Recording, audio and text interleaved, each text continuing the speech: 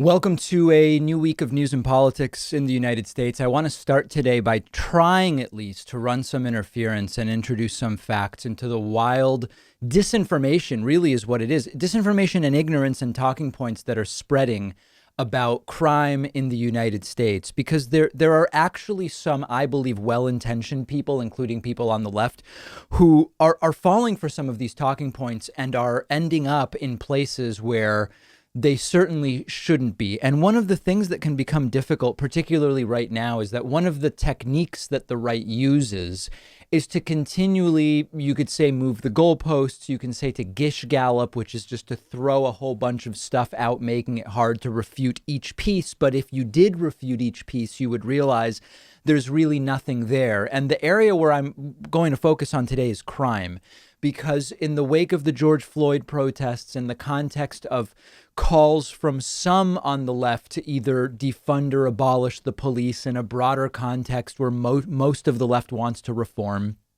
you're starting to hear all of these subsequent steps being taken to get to Joe Biden will cancel all police and your kids will be killed as a result of it, right? Like, that's where they want to end up. There's all these intermediate steps, and one of those steps is crime is going up. There's more crime right now. And they talk about this in the context of Portland and Chicago, often by playing, 30-second clips of this or that thing happening. So we absolutely have to go step by step. So first and foremost, if we're going to talk about whether defunding police, once Joe Biden does it, will do X or Y to rising crime rates, we've got to figure out, is that actually Joe Biden's plan? Would such plans, if they existed, actually be successful? But most importantly, is crime going up right now? And crime rates in the United States on a year-to-year basis have been declining. That is the first fact we have to introduce here, because the entire conversation stems from that. Despite the fact that we have more and more people living in the United States over time, actual crime rates for things like violent crime, robbery, property crimes, it has all been declining on a per household basis. When you survey people and you ask them, do you think crime has increased in the United States from last year? Almost every year, more than 50% of the people in the United States believe that, yes, crime has actually gone up. So crime has been going down since the early 90s. People mostly believe crime has been going up. Okay, that's step one. Now, there are a whole bunch of other details and complications that warrant some more exploration. So let's do a couple of them before we move on. For example, some types of crime might be up 1 year, even in the midst of a downward trend. Or some types of crime might be up 1 year, even when other types of crime are down. So as an example, in 2020, murder is up slightly, but a whole bunch of other crimes are down.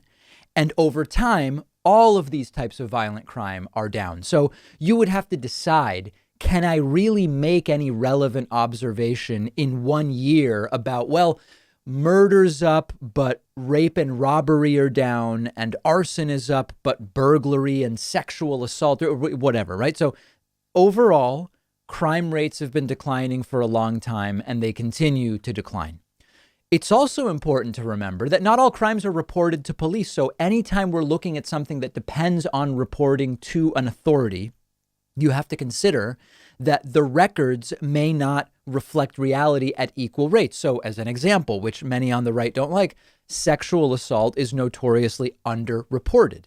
However, that doesn't really fit into their narrative. If they want to make it seem as though crime in general is underreported, you really have to start with sexual assault, which they don't seem particularly willing to do.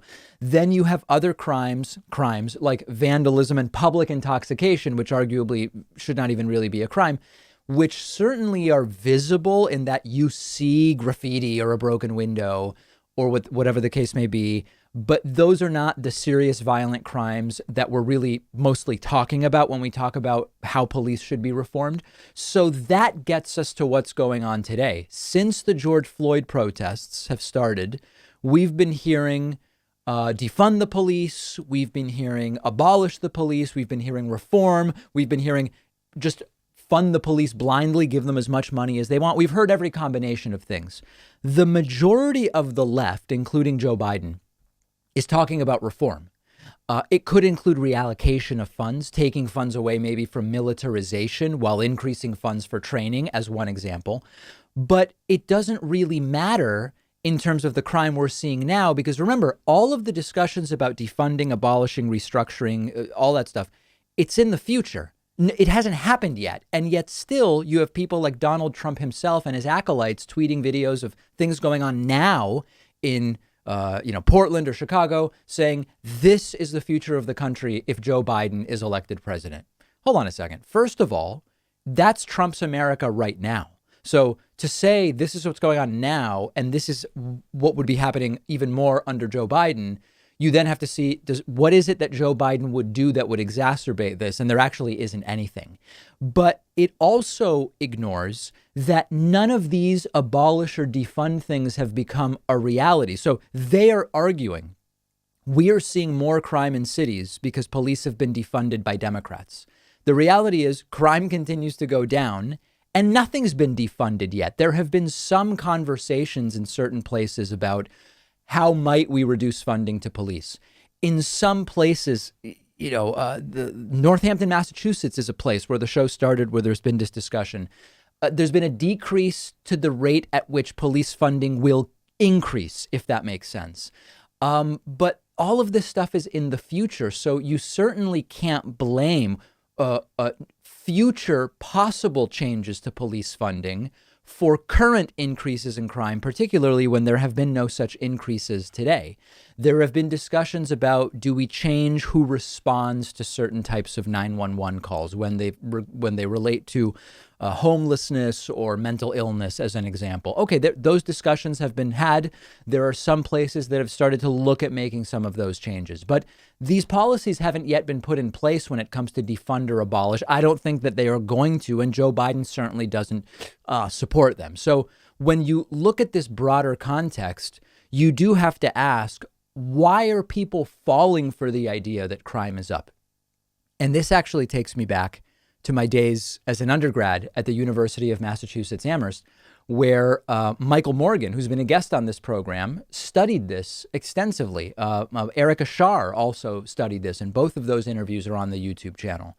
There's often this assumption, and we see it after mass shootings, we see it after a lot of things, that violence in the media and in popular culture, in movies and video games, makes people act violently in the real world. Now, by and large, that doesn't seem to be true. If you look at the scholarship on this, it's certainly possible that people already predisposed to be violent in the real world might be triggered to act in a particular way based on things they consume in violent video games or movies. But that's a small portion of the population. By and large, we have not found that violent video games or watching violent news or whatever makes people violent in the real world. However, what does seem to be the case is that seeing violence on the news and in media may make people more afraid, and it makes people believe that the world is more dangerous than it is. And in fact, when you look at local news and you realize, wow, murder is down over the last 30 years, all of these violent crimes are down over the last 30 years, but the representation in media is identical or has even grown because of this. If it bleeds, it leads ideology. It makes sense that based on watching news, people would believe the world is more dangerous than it is. People would believe there is more crime than there actually is. So what you have right now, in part thanks to the Trump administration, is this use.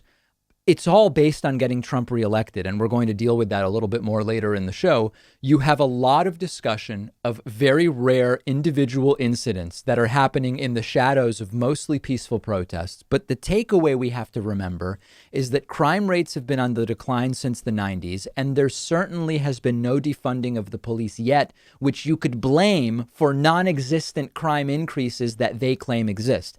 Now, one other thing that I think is important to think about, and that's the war on drugs and prison populations. Some will say, clearly there is more crime because people are in prison for committing crimes more than ever before. There are more people in prison right now. So clearly there's more crime going on. Just because there are more people in prison doesn't mean that the streets of the United States are more dangerous from a violent crime standpoint. If you add things to the list of stuff that will get you put in prison, you would expect that more people are going to end up in prison. If you put in place mandatory minimums, or if judicial discretion is used to sentence people to longer prison sentences, you can see prisons more full, even if violent crime is on the decline in general society, which it is. So it's really important not to fall for that propaganda, because at every level, there is, to go back to the beginning, there is a Gish Gallop going on where a whole bunch of stuff is thrown out. Crime is up, and it's crime because it's up because police have been defunded, and Joe Biden would do more of that. You've got to break it down. Is crime up? No. Have police been defunded already in a way that would even relate to what we're seeing right now? No. Does Joe Biden want to defund the police if he becomes president? No.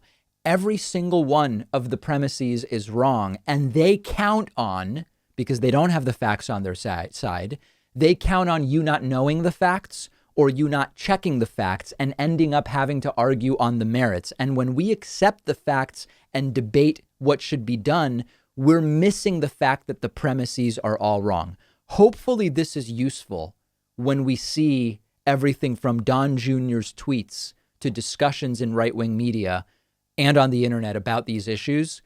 Go and look at whether the premises make sense and check out. In this case, they don't, starting with crime has been on a downward trend for decades in the United States.